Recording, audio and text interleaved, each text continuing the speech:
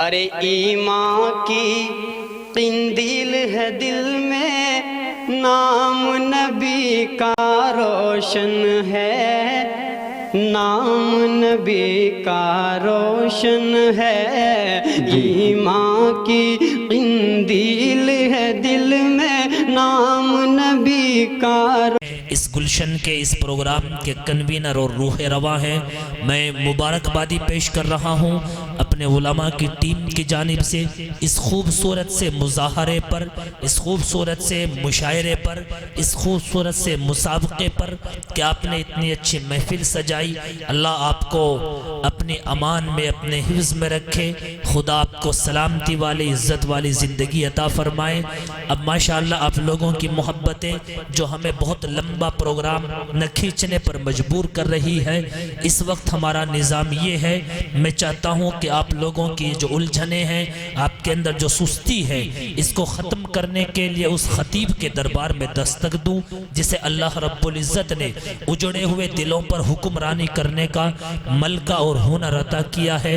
آج کے ہمارے روح رواں، ہمارے اسٹیج کی زینت، ہمارے ڈائز کی عزت، فخر ملت عالیہ جناب حضرت اقدس جناب حضرت قاری ظفر صاحب دامت برکاتہم العالیہ جو رونق اسٹیج ہے، میں نہایت ہی ادب اور احترام سے گزارش کر رہا ہوں، یہ الگ بات ہے کہ خاموش کھڑے رہتے ہیں، یہ الگ بات کہ خاموش کھڑے رہتے ہیں، لیکن جو لوگ بڑے ہیں وہ پھر بھی بڑے رہتے ہیں، اور ایسے بزرگوں سے ملتا ہے ہمارا شجرہ جن کے قدموں میں کئی تاج پڑے رہتے ہیں۔ میں گزارش کر رہا ہوں منبر نور پر تشریف لائیں اور اپنی قیمتی نصیحتوں سے، اپنے مفید مشوروں سے ہم تمام سامعین نحمدہ ونصلی علی رسولہ الکریم، اما بعد۔ الحمدللہ وکفا وسلام علی عبادہ الذین اصطفیٰ، اما بعد۔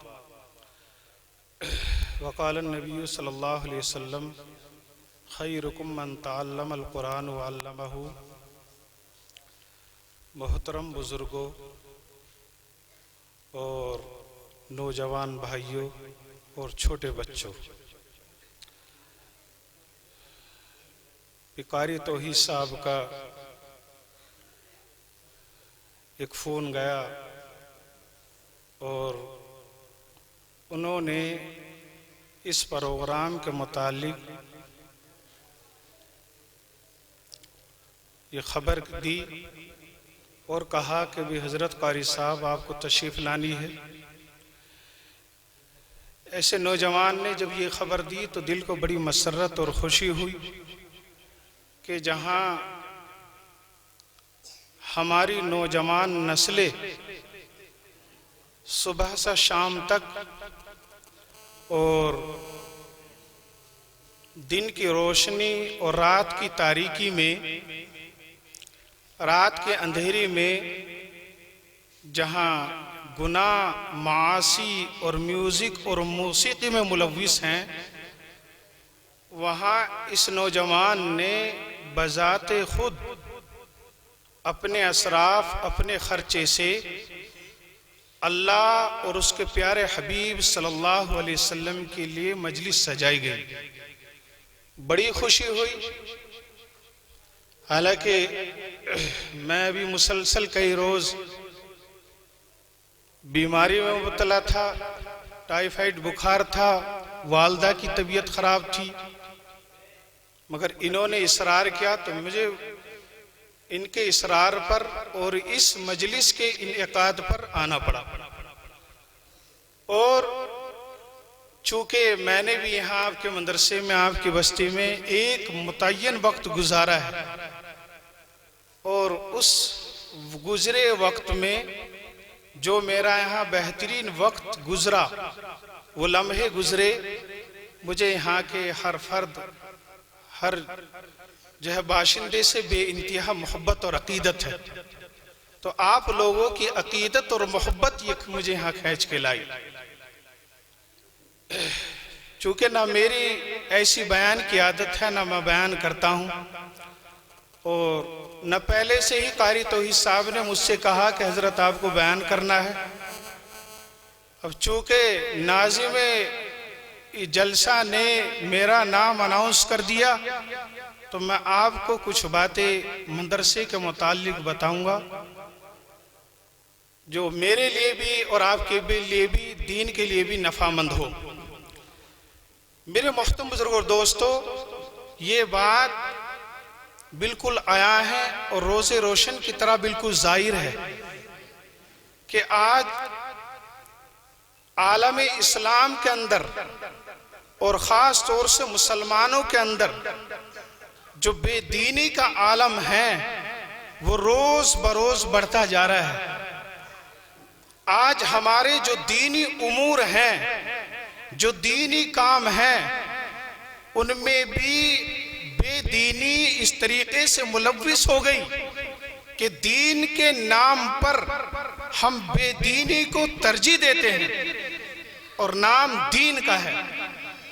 मेरे मोहतरम बुजुर्ग दोस्तों, इस दीन की इशाअत और दीन की फरोग के लिए हमारे बुजुर्गान दीन और अकाबिरीन दीन और उलमाए देवबंद ने हमें एक बेहतरीन मदरसे की शक्ल में जगह जगह ये मदरसे कायम किए और इसलिए कायम किए कि इन मदारिस इस्लामिया से हमारी नौजवान नस्लें कुरान करीम पढ़ने वाले, कुरान करीम सीखने वाले, कुरान करीम सिखाने वाले, उनके अंदर शर्म और हया और शैतानी रास्ते से बचने वाले बन जाएं और अपने प्यारे हबीब सल्लल्लाहु अलैहि वसल्लम के रास्ते पर चलने वाले बन जाएं। मैं ये आपको बताऊंगा कि मदारिस क्या है और मदारिस ने हमें क्या दिया है और मदारिस की बका और मदारिस का तहफ़्फ़ुज़ हमारे लिए कितना ज़रूरी है। मेरे मोहतरम बुजुर्गों दोस्तों, ये मदारिस कौम के लिए, मुसलमानों के लिए, उम्मत के लिए रीढ़ की हड्डी है। जैसे कि इंसान के जिस्म में सबसे मजबूत चीज रीढ़ की हड्डी होती है और इंसान रीढ़ की हड्डी के बगैर नहीं रह सकता, नहीं खड़ा हो सकता, नहीं बैठ सकता, नहीं चल सकता। मेरे मोहतरम बुजुर्गों दोस्तों, बखुदा मैं कसम खुदा की कहकर कहता हूं, अगर मदारिस बाकी ना रहे तो मेरे मोहतरम बुजुर्गों दोस्तों मुसलमान बाकी नहीं रहेंगे। मदरसे ने हमें क्या दिया? मदरसे ने मुझे बताया कि नमाज क्या है, मदरसे ने मुझे बताया कि नमाज में फर्ज कितने हैं, मदरसे ने मुझे बताया कि नमाज में वाजिबात कितने हैं, वाजिबात क्या हैं, मदरसे ने मुझे बताया कि नमाज में सुन्नतें क्या हैं, सुन्नतों का तरीका क्या है, मदरसे ने मुझे बताया कि नमाज मुस्तहब क्या है, मदरसे ने मुझे बताया कि नमाज का रुकू कैसे होता है, मदरसे ने मुझे बताया कि नमाज का क़याम क्या है, नमाज का सजदा क्या है, सजदे में क्या पढ़ा जाता है, मदरसे ने बताया कि नमाज में रुकू में क्या पढ़ाया जाता है, क़ौमे में क्या पढ़ाया जाता है, तशहुद में क्या पढ़ाया जाता है। मदरसे ने मुझे बताया कि नमाज में जब नमाजी खड़ा हो तो उसकी निगाह कहाँ हो। मदरसे ने मुझे बताया कि नमाज जब सजदे में हो नमाजी तो उसकी उंगलियों की कैफियत क्या हो, उसकी पैरों की कैफियत क्या हो। मेरे मोहतरम बुजुर्गों दोस्तों, मदरसे ने मुझे बताया कि नमाज में नमाजी अल्लाह से बात करता है, अल्लाह से हम कलामी करता है। मदरसे ने मुझे बताया कि रोज़ा क्या है, रोज़ा कब फर्ज है, रोज़े की मिकदार क्या है। मदरसे ने मुझे बताया कि ज़कात क्या है, ज़कात किस पर फर्ज है, ज़कात कितने माल पर फर्ज है, ज़कात देने के क्या फ़ायदे हैं। ज़कात से मुझे मदरसे ने बताया कि माल में इजाफा होता है। मदरसे ने मुझे बताया ज़कात गरीबों का हक है, मालदारों पर फर्ज है। मदरसे ने मुझे बताया कि हज क्या है, हज किस पर फर्ज है, हज कब फर्ज है, हज के अय्याम क्या है, हज के दिन क्या है। मदरसे ने मुझे बताया कि हज का तरीका क्या है। मदरसे ने मुझे बताया कि हज का तवाफ का तरीका क्या है, सफ़ा मरवा का तरीका क्या है, मिना का तरीका क्या है, अरफात में ठहरने का तरीका क्या है, मुज़दलिफ़े में ठहरने का तरीका क्या है। मदरसे ने मुझे बताया कि कुर्बानी का तरीका क्या है। मेरे मोहतरम बुजुर्गों दोस्तों, मदरसे ने मुझे बताया کہ میری ماں کا حق کیا ہے، میرے والد کا حق کیا ہے۔ میرے مدرسے نے مجھے بتایا کہ تیری ماں کی پیروں کے تلے جنت ہے، باپ تیرا جنت کا دروازہ ہے۔ مدرسے نے مجھے بتایا کہ تیری بیوی کا حق یہ ہے، مدرسے نے مجھے بتایا کہ تیرے بھائی کا حق یہ ہے، تیرے پڑوسی کا حق یہ ہے، تجھے تجارت اس طریقے سے کرنی چاہیے۔ مدرسے نے مجھے بتایا وضو کا طریقہ یہ ہے، وضو کی سنت یہ ہے، وضو کے مستحب یہ ہیں۔ مدرسے نے مجھے بتایا کہ تجھے پاکی ایسے حاصل کرنی ہے، غسل کا طریقہ یہ ہے، غسل کے فرائض یہ ہیں۔ مدرسے نے مجھے بتایا کہ وضو کے فرض یہ ہیں، وضو کا طریقہ یہ ہے۔ میرے محترم بزرگوں دوستو، اور تو اور مدرسے نے مجھے بتایا کہ تیرے میت کو غسل کس طریقے سے دیا جاتا ہے، اس کی تجہیز و تکوین کیا ہے، قبر میں رکھنے کا طریقہ کیا ہے۔ مدرسے نے مجھے بتایا کہ لین دین کے معاملے کیا ہیں، ادھار کے معاملے کیا ہیں، رہن کے معاملے کیا ہیں، اور امانت کے معاملے کیا ہیں، دیانت کے معاملے کیا ہیں، سچائی کیا ہے۔ میرے محترم بزرگوں دوستو، مدرسے نے مجھے بتایا کہ تیری چال کیسی ہو، تیرا چلنا کیسے ہو، تیری نگاہ کیسی ہو، تیری گھر میں نگاہ کیسی ہو، تیری باہر نگاہ کیسی ہو، ہر طریقہ مجھے مدرسے نے بتایا۔ میرے محترم بزرگوں دوستو، اگر مدرسہ نہ ہوتا تو مجھے نہ نمازوں کا پتہ لگتا، نہ نمازوں کے فرضوں کا پتہ لگتا، نہ نمازوں کی واجبات کا پتہ لگتا، نہ نمازوں کی سنتوں کا پتہ لگتا، نہ نماز کے مستحب کا پتہ لگتا، نہ نماز کے طریقے کا پتہ لگتا، نہ نماز کے اوقات کا پتہ لگتا، نہ مجھے یہ پتہ ہوتا کہ فجر کی نماز میں کتنی رکعتیں ہیں، ظہر کا نماز میں کتنی رکعتیں ہیں، عصر میں کیا ہے، جمعہ کا طریقہ کیا ہے، عیدین کی نمازوں کا طریقہ کیا ہے، عید الاضحیٰ کی نمازوں کا طریقہ کیا ہے، عید الفطری نماز کا طریقہ کیا ہے، نماز جنازہ کیا ہے۔ میرے محترم بزرگوں دوستو، میں تو یہاں تک کہتا ہوں اگر مدرسے نہ ہوتے میں اور تم بھی مسلمان نہ ہوتے۔ آج یہ مدرسے ہم نے ایک بلڈنگ کی شکل سمجھ لی اور مدرسوں کو ایک ایسے ہی اپنی جاگیر سمجھ لی۔ میرے محترم بزرگوں دوستو، مدرسوں کی عظمت اور وقت اور قدر غیروں سے پوچھو۔ یہ چیز ملک ہندوستان سے 7 سمندر پار بیٹھے ہوئے امریکہ کو بھی معلوم ہے کہ مدرسے ہیں تو دین باقی ہے، اور مدرسے میں ہمارے بچے ان کے بچے جانے بند ہو گئے، ٹک ٹوک چلانے والے ہو گئے، سوشل میڈیا پر مجرا کرنے والا ہو گئے، سوشل میڈیا پر اپنے بچوں کو نچانے والے ہو گئے۔ مدرسے سے ہٹے ہمارا جو ہے ہم ان پر قابض ہو جائیں گے، جیسے ہم چاہیں گے ظلم اور بربریت ان کے اوپر کریں گے۔ چونکہ میں بھی یہاں رہا ہوں اور عام طور سے اب ہر جگہ مدرسے کے حال یہی ہے۔ میرے محترم بزرگوں دوستو، کہنا یہ ہے آپ سے، صرف یہ بات آپ کو کہنی ہے، ان مدارس کی قدر کرو، علماء کی قدر کرو، اور اپنے بچے کو جس طریقے سے آپ صبح کا ناشتہ، دوپہر کا کھانا اور شام کا کھانا اپنے اوپر لازمی سمجھتے ہیں، جس طریقے سے آپ اپنے بدن پر کپڑا ضروری سمجھتے ہیں، جس طریقے سے آپ اپنے لیے زراعت، کھیتی باڑی ضروری سمجھتے ہیں، جس طریقے سے آپ اپنی تجارت ضروری سمجھتے ہیں، اس سے بھی زیادہ اپنے یہ ضروری سمجھو کہ میرا بچہ دین پڑھے گا تو جب میں بڑھاپے کی حالت میں ہوں گا تو میرے یہ پیر دبائے گا، میرے یہ گلاس صفا کرے گا، میری یہ خدمت کرے گا۔ اسے مدرسہ بتائے گا کہ باپ کی عظمت یہ ہے، ماں کی عظمت یہ ہے۔ اگر اسے میں نے یہ نہ بتایا، نہ میری یہ قدر کرے گا، نہ اپنی یہ جو ہے نسلوں کی قدر کرے گا۔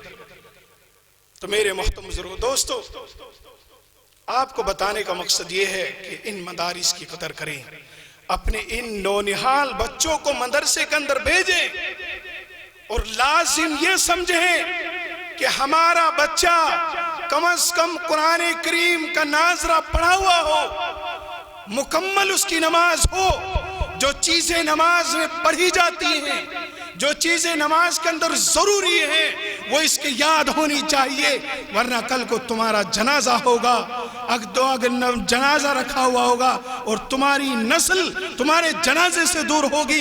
کل اگلے دن قرآن کریم پڑھایا جائے گا، مکتب کے چند بچے قرآن کریم پڑھ رہے ہوں گے، مگر تمہارا بچہ بیٹھا ہوا موبائل میں چیٹنگ کر رہا ہوگا، چیٹ کر رہا ہوگا، فیس بک اس کی کھلی ہوگی، واٹس ایپ اس کی کھلی ہوگی، قرآن کریم کے اوراق اور کوئی کھول رہا ہوگا، مگر تمہارا بچہ دور سے بیٹھا ہوا دیکھے۔ اس وقت بڑا انسان کے لیے صدمہ اور افسوس ہوگا کہ کاش میں اپنے بچے کو دینی تعلیم پڑھا لیتا۔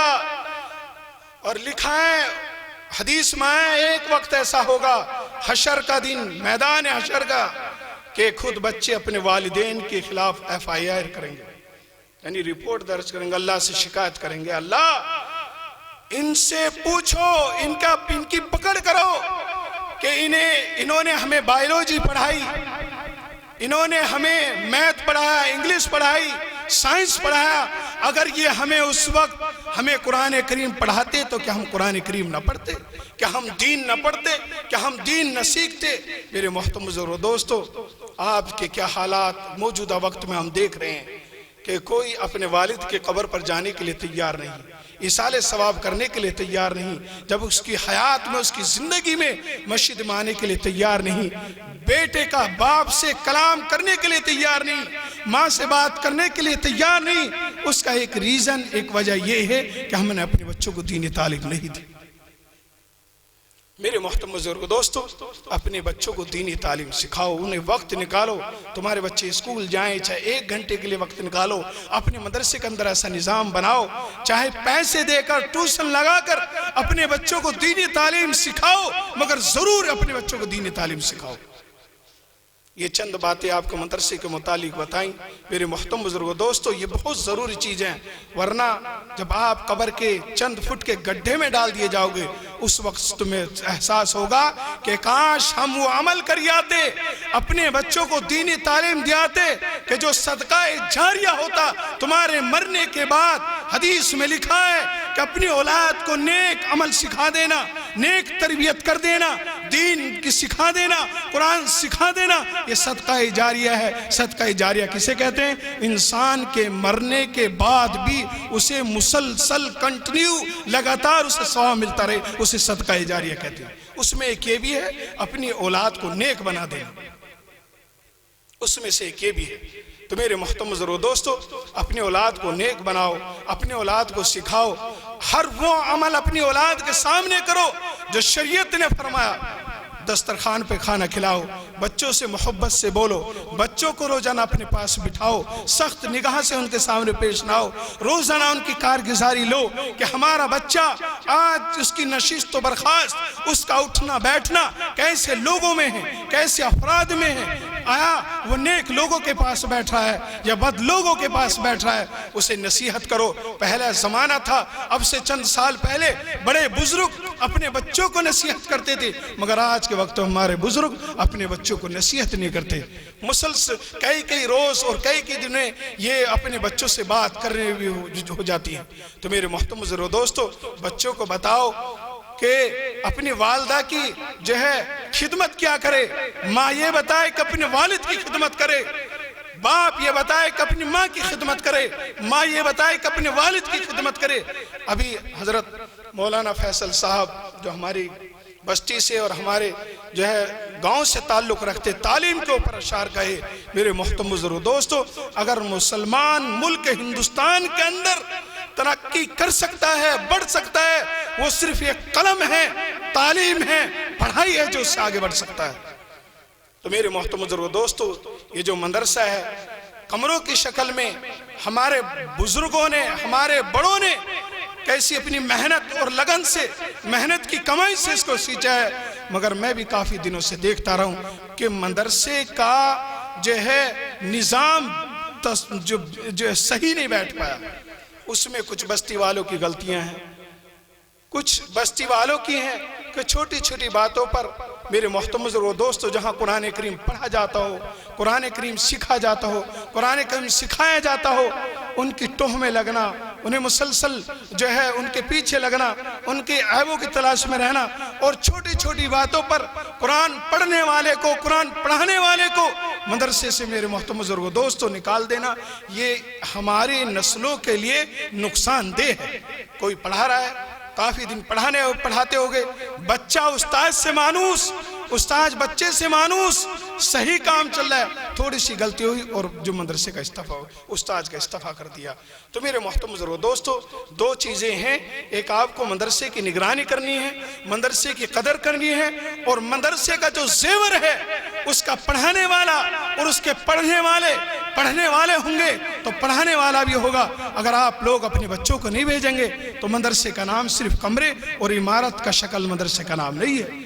میرے بہت سی جگہ آپ نے دیکھا ہوگا کہ ہمارے ہاں بھی جو ہے جھوپڑیوں کے اندر، پنیوں کے اندر جب مدارس کی شکل اختیار ہوئی تھی، آج تو اللہ نے راستے کھول دیے، فراوانی کر دی، ہر جگہ مدرسے بڑی بڑی اچھی بلڈنگوں موجود ہیں، مگر اس مدرسے سے فائدہ اٹھاؤ، اپنی نسلوں کو دین سکھاؤ، ہر گھر میں ہر بچہ قرآن کریم پڑھنے والا ہونا چاہیے۔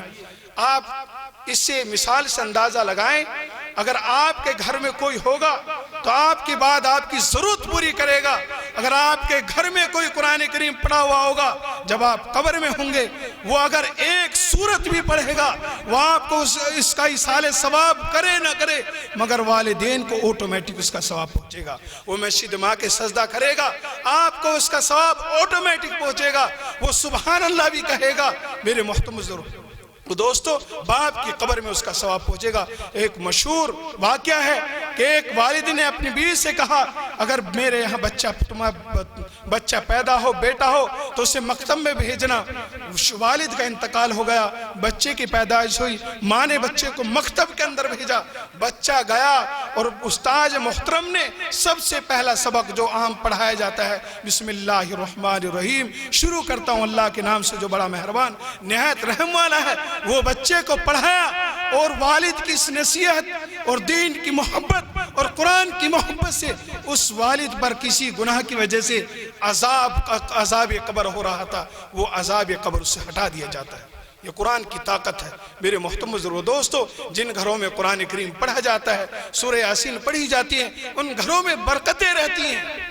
تو میرے محترم بزرگوں دوستو، آپ سے چند باتیں مدرسے کے متعلق بتائیں۔